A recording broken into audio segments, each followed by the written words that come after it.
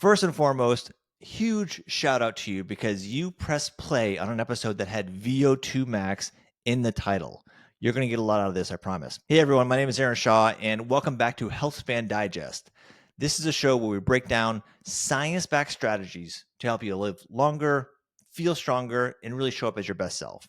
And today we're going to talk about something that might sound a little technical at first, but I promise it's going to be one of the most powerful and impactful things you can do for your long-term health, your energy, your independence, and your health span. Your health span is that length of time within our lifespan that we are healthy, active, vibrant, and ideally free from disease and disability. Topic at hand is called VO2 max, the volume of oxygen, VO2. And no, you don't need to be a marathon runner or a bike racer or a triathlete to really care about it. In fact, this episode is especially valuable for those who used to be athletic. Think maybe back when you were a teenager, when you were a kid and you were running around, maybe even in your early 20s or college years, where playing basketball or running or cycling or doing things where you really found yourself out of breath on occasion, but maybe you've fallen out of that routine as you've gotten older. It's easy to do, start raising families, start working full time. But if you want to get that sensation back, that physical capacity back, that physical confidence back again, this episode's for you. And I'm going to break it down to make it really simple and straightforward. So in this episode, we're going to talk about what is VO2 max, why it matters to the average you, again, not the competitive athlete person, but just the average person. We're going to talk about a simple way to find your VO2 max number, to find out what your real number is, and then a simple way to improve it. All right, so let's get started. But let me take you back for a second. Once upon a time, I was a road cyclist, a roadie, as we would say, a bike racer. And for about a dozen years, I raced full-time. Basically means I was racing for half of the year, 2/3 of the year, and then training to race the other third of the year. And I loved it. Absolutely loved it. Loved the competition, really enjoyed the structure and really seeing what my true potential was, what my capacity was. And I trained specifically to improve my VO2 max. And I did all the classic workouts. I was doing, 4-minute intervals, doing hill repeats, threshold rides, long bike rides. And I always knew exactly what wattage I was looking for, what I was looking to hold for my power, and how much time I had left on the clock. So I was always super dialed into that. These days, I don't train like that. That's not what I do. Life is different. I'm not racing. I dabble a little bit with mountain bike racing, but it's definitely more a hobby than a really full-time kind of addicted passion, if you will. But thanks to consistent effort and really being smart with my training with the limited time that I have, and really understanding what matters most, I've maintained a really strong VO2 max. And I can promise you that it's not from any sort of, physiological gift I had or genetics or anything. But right now, my Whoop device, my wearable device, which estimates my VO2 max, it currently estimates mine at 48. So what does that mean? So 48, it's broken down. They call it 48 milliliters per kilogram per minute. So it's this volume of oxygen, which puts me in the top 7% for my age and sex.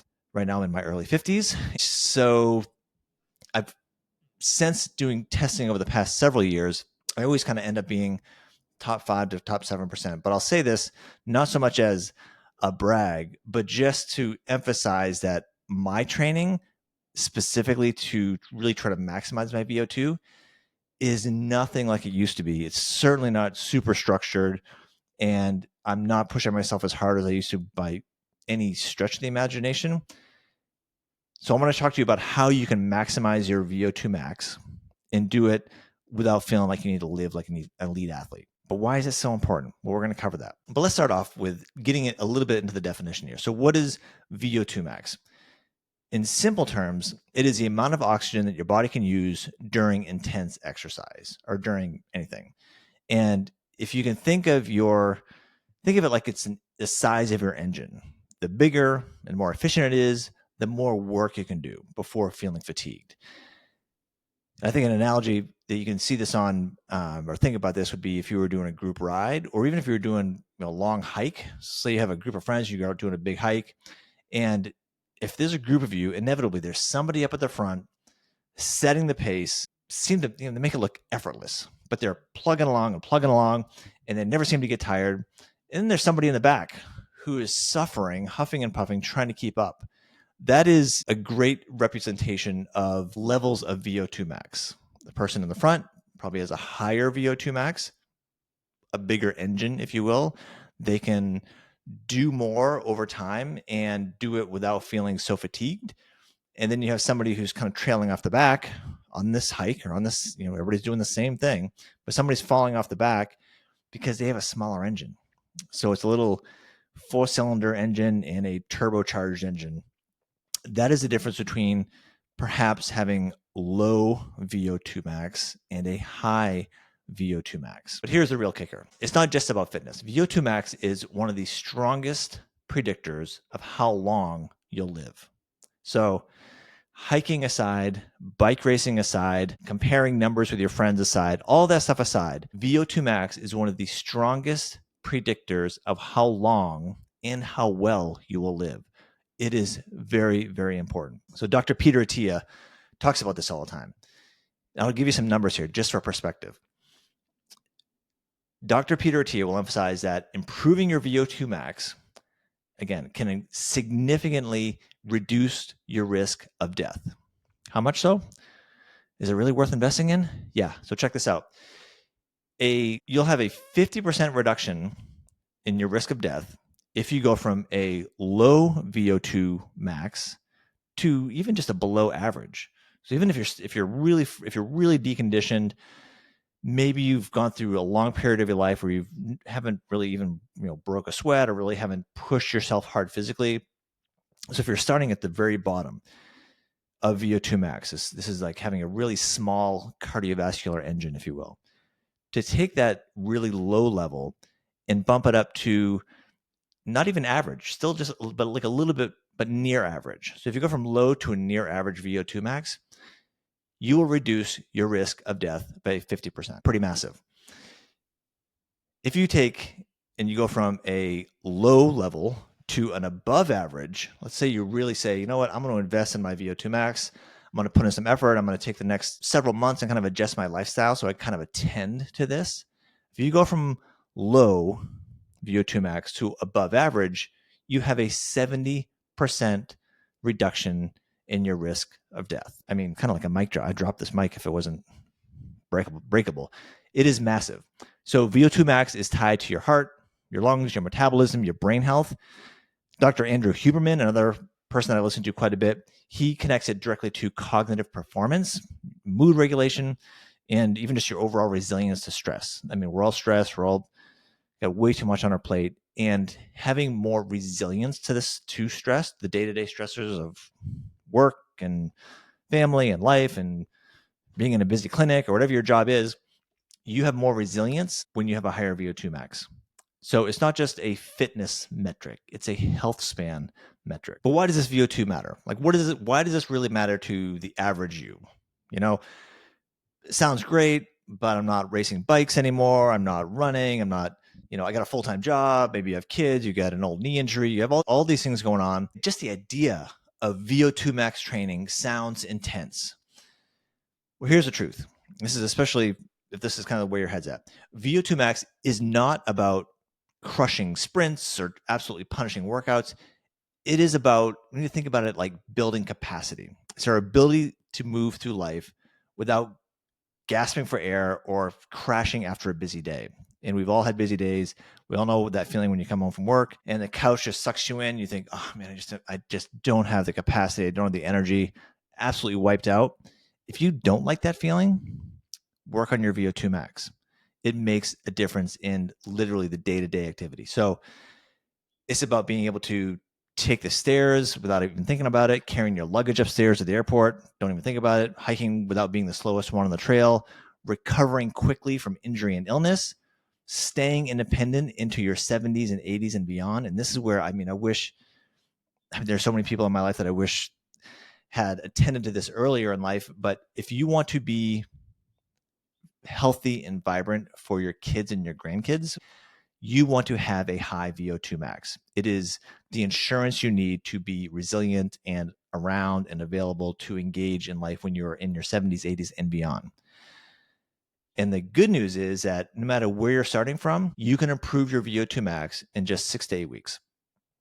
6 to 8 weeks will start to move the needle. But let's talk about first, how do you measure it? How do you know what your VO2 max is? And there are a couple of options, and I'm just going to hit two of them. One would be the gold standard, and that would be going to a lab and getting formally tested for your VO2 max. And this is typically, it's going to be putting a mask on your face, having you on a treadmill or a bike. And there's a certain protocols that'll have you exercise with, gradually a little bit more intensity over the course of 10 or 15 minutes. And of course, as you're doing this, you're start huffing and puffing as things get a little bit harder, to the point where you just you're pushing and you realize I can't push anymore. You're out of breath. That and there, you've got this mask on your face, and it is collecting the gas exchange from this test, and it will give you a number. And this number, again, it's the benefit of this is that it's repeatable. It's a repeatable test, so you can go back in. You can go in and get tested today. You can go back in and get tested in 3 months after doing an exercise or structured exercise program, and see the effect, kind of see the results, the whole equation, like how you are changing your physiology. But that's not realistic for most people. Most people aren't that interested in doing it, and it sounds kind of daunting and it sounds intimidating. And I wish it wasn't so intimidating. I did one last year, probably about 8 months ago. Did one probably about a year before that, and it's certainly, there is this little, because it's hard. It's a hard couple minutes of effort. There's a little bit of dread, a little bit of being uncomfortable, putting a mask on your face and having somebody kind of make it harder and harder to pedal. But it's over in just a couple of minutes, and the data is awesome. But there's another way to do this, and this is through technology and the technology of wearable devices. And I've got if you're watching this on YouTube, got my wearable device on right now, as I always do. It's a Whoop. But Apple Watches and Garmin has some wearables, and smart watches in the Whoop.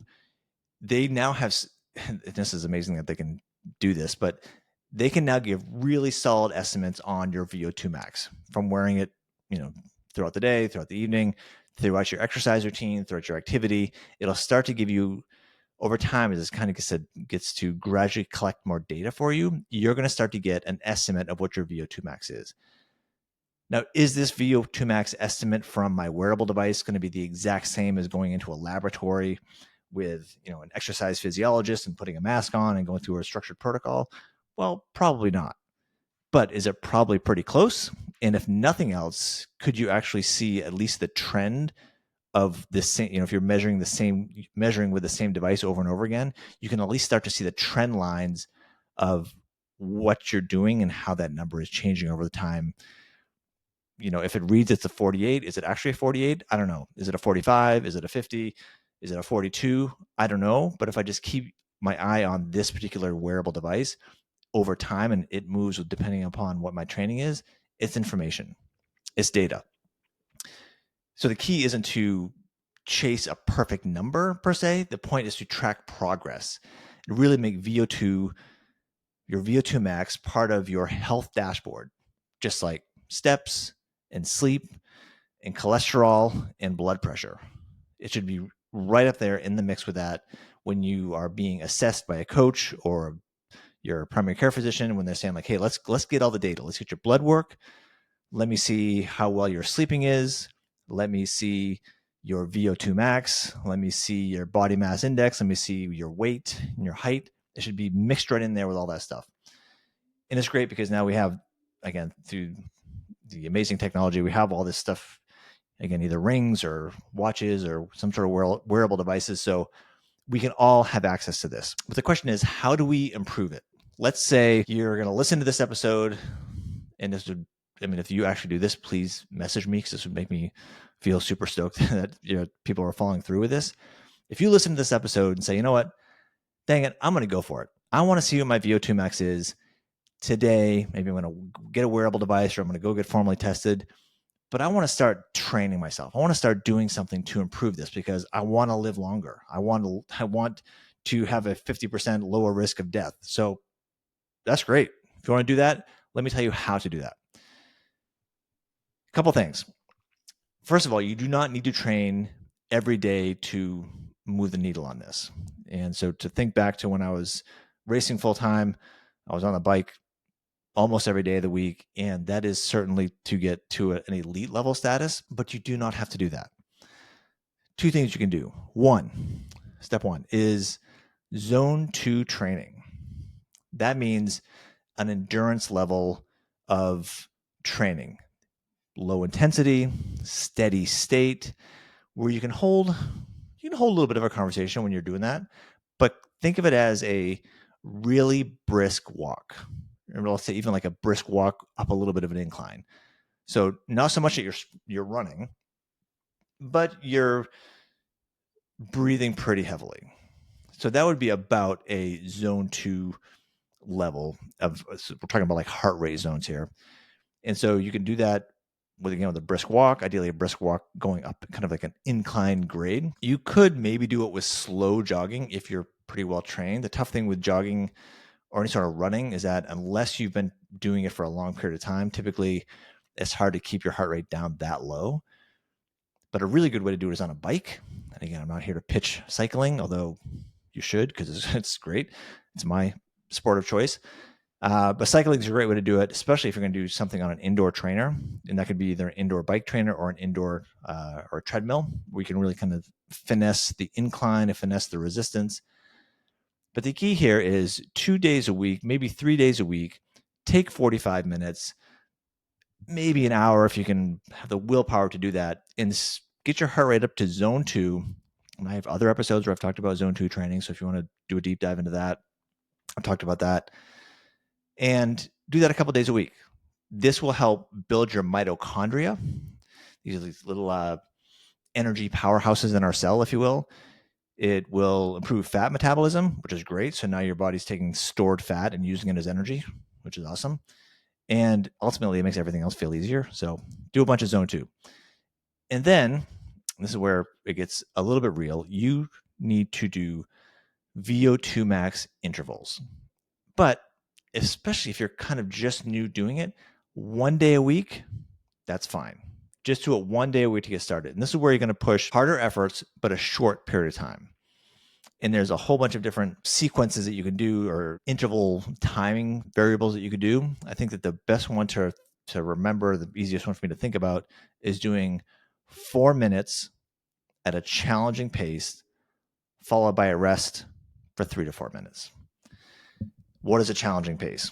Well, a challenging pace, first of all, is meant to be a consistent pace. And if you've never done VO2 max training before, and again, this could be running or on a bike or in an erg, some sort of cardiovascular activity. If you've never done this before, cut yourself some slack. It's probably going to take 2, 3, or 4 sessions before you really start to figure out how much intensity to push during this interval session. The error that some people make is, if you were going to do a 4-minute interval, people tend to start pushing too hard to start with. So the goal would be to have a steady state of effort throughout that entire 4 minutes. And that means that when you first start off, the first minute, sometimes the first minute and a half, almost 2 minutes, it's certainly not zero effort, but you're plugging along thinking, shoot, I don't think I've gone out quite hard enough. And then by the 3rd minute, you're feeling, oh, this is pretty hard. Okay, now, you're breathing heavy, your heart rate's pumping, feeling like, oh, this is pretty hard, starting to get pretty uncomfortable. And then that 4th minute, it's really hard. It's a really hard, that 4th minute, there's no joke. It's no joke. It's just really, really hard, because that by the time you finish that 4th minute, you should be gassed, pooped out, tired, hang your head, breathing like crazy, heart rate is through the roof. And then you take 4 minutes and recover, at least 3 minutes, if not 4 minutes and recover. So it's a 4-minute effort, 4-minute recovery. Now, what you've done during that 4 minutes of effort is your body has really been trying to intake as much oxygen as possible to fuel your muscles, because you're, jogging up a hill, or you're, going up a hill on a bike, or just finding you've got a nice flat straight road and you're just going really hard. And so as you're doing more and more work, your body's like, hey, we need more oxygen. Volume of oxygen is increasing. Your body's saying, hey, I need more oxygen. I need more fuel to get my muscles to do work. Again, after that 4th minute, that last minute of the 4-minute interval, it kind of feels like 2 minutes sometimes. And so it does take practice to pace yourself to not go out too hard to begin with, and then to kind of fade out because you thought, oh, this isn't hard enough. It's supposed to be hard. Practice it a couple times. The idea of doing this 4 minutes on, 4 minutes off, and really, if you can kind of cycle through that 3 times to start with, so it's 4 minutes on, 4 minutes off, and you do that 3 times in a row, so a total of 12 minutes of effort, that's your workout. You're done. That's your VO2 max workout of the day. Make a mental note. How did that feel? How steady were you with your effort? And again, it can be on a bike. It can be on an erg where you're doing rowing, or it can be outside on a local trail and you've just got 4 minutes of trail ahead of you that you can really kind of get after it. Then do it. So it does not take a lot of time. And I think the barrier that most people have is that it is challenging. I think people are a little maybe misinformed or a little overly intimidated to start with, because they think that it is a sprint from moment one and you're supposed to be sprinting at this crazy high intensity for a long period of time. That is not the way it works. It is steady hard. So the 4 minutes on, the 4 minutes off, there's a bunch of different ways. And if you have ways that you prefer to do it, drop me a comment. I'm curious what people actually do. You can do shorter intervals. There's a whole bunch of, different sequences to do. But the key here with this is that you don't need to go out all out effort 100% of the time for every second. And you don't need to do this, 4 or 5 days a week. Literally, if you do this once a week is awesome. If you do it twice a week, that's ambitious. Definitely do not need to do it more than twice a week. But if you can do it consistently, and let's say you do it once a week, if you're not doing it now, if you do this once a week for 8 weeks, you can have a 5 up to a 20, sometimes 25% increase in VO2 max in just a couple of months, which is profound. Now, if you are a trained athlete right now and you've been training, you've been doing interval training and cardiovascular training for, days, weeks, and months, then the change is going to be smaller, but still not insignificant. The key here is doing it consistently, trying to find a way to get it into your schedule once a week. Pick a day of the week and say, hey, for 12 minutes or 16 minutes of effort, I'm going to improve my VO2 max and decrease my risk of death. There's motivation for you. You will live a longer, more vibrant life. You'll have more capacity. You'll have a bigger engine. You'll be able to recover better from injuries and illnesses because you have a greater VO2 max. It is, again, it's a key indicator for your quality of life. But let's bring it back to you here. Let's talk about if you've been athletic before and you've kind of fallen off the wagon over the past years or decades. Think of it as you have, let's call it muscle memory. I'm not a really big fan of that phrase or wording, but let's just call it muscle memory. So you have like this, think about it as having a fitness account or fitness bank account, if you will. And you've made some investments in the past and lately you haven't. Maybe as life's gone on, maybe you've made some theoretical withdrawals from this because you're not doing any more to nurture this fitness bank account. It's time to reinvest in this account. So you're going to pick 2 days a week, 3 if you want extra credit, and you're going to do 45 minutes of steady state zone 2 cardiovascular training. Then you can do 1 day a week of interval training. You're going to start with 4 minutes of effort and 4 minutes of rest. That effort should be 7 on a 10 scale to start with. So when you first start, I'm going to use riding as the example because that's what I've done the most of. When you first start this 4-minute interval, and I've got this spot near where I live right now, and it's perfect because it starts off flat and then it goes up this little grade of a hill, and it's like a perfect 4-minute effort for me. You start off pedaling, and the first minute you're just kind of plugging along. You get up to speed, feeling pretty good. You feel it a little bit, of course. Heart rate starts to pump a little bit, not a big deal. 2 minutes in, feel pretty good. Like, hey, this is, I feel strong. The third minute of this 4-minute effort, really kind of when you start to feel a little bit uncomfortable. Your heart rate's up, but you're kind of getting in the zone. Again, I don't want to say panting, but your respiratory rate is up. And it's not until that last minute where it really kind of gets uncomfortable. So that last fourth minute is really where you're doing big investments into your fitness bank. But this is where the money's at. This is where the real gains come from. And I wish that there was a way that I could say it's super easy, it takes no effort, and you get all the benefits and none of the challenges. It's not the way it is.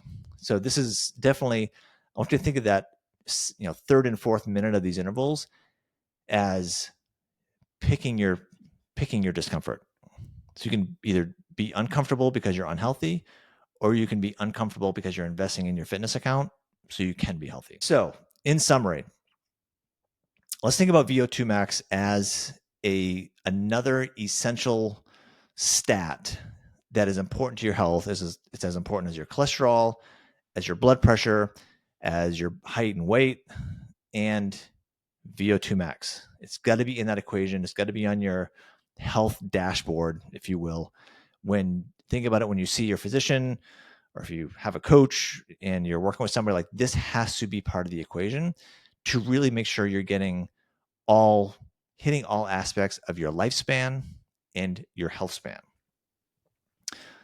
So the one thing you can do, as I talk about in every episode, there's one thing you can do today to extend your health span.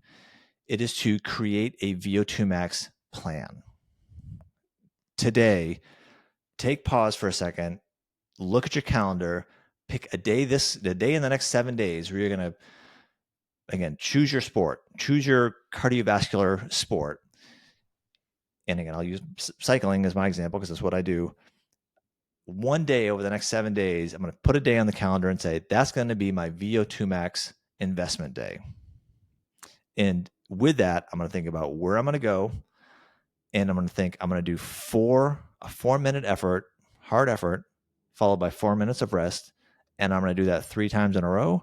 And then I'm going home. That is a win. The one thing you need to do is put it on the calendar.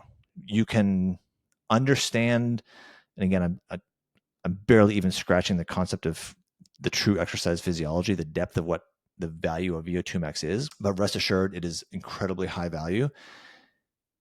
So knowing that it's good for you, the science is indisputable. It is super good for you. A higher VO2 max is better.